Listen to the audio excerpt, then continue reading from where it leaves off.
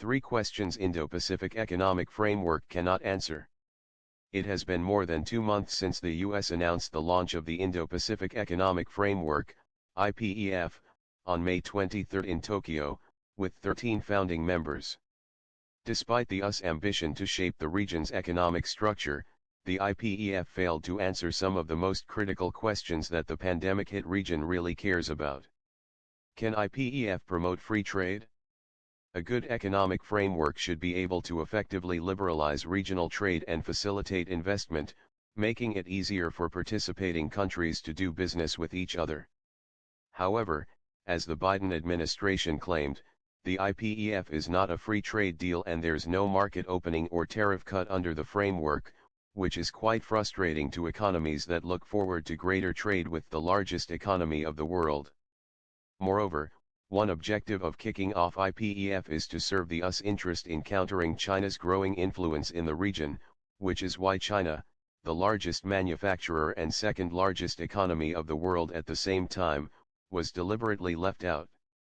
With such an objective at its core, it would be hard for participating countries to do business under the US exclusive rule. After all, it is China, not the US, that is the largest trading partner with almost all the members of IPEF. In 2021, China's trade with IPEF members is more than double than that of the US.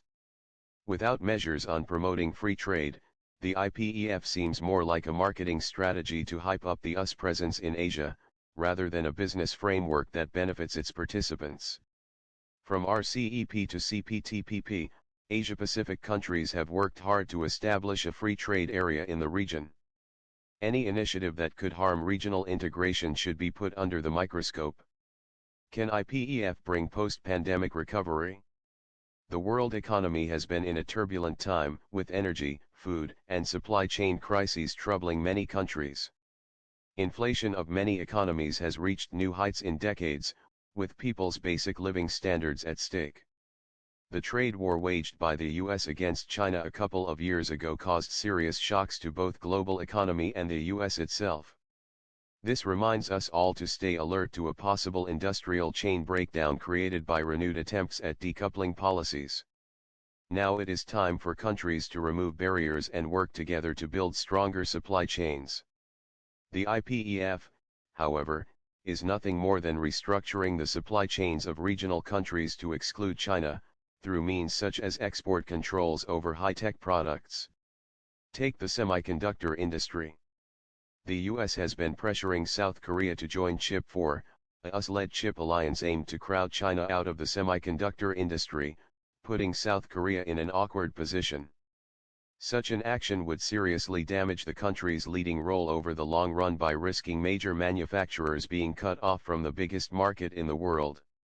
The possibility of unstable industrial chain caused by IPEF can't be overlooked.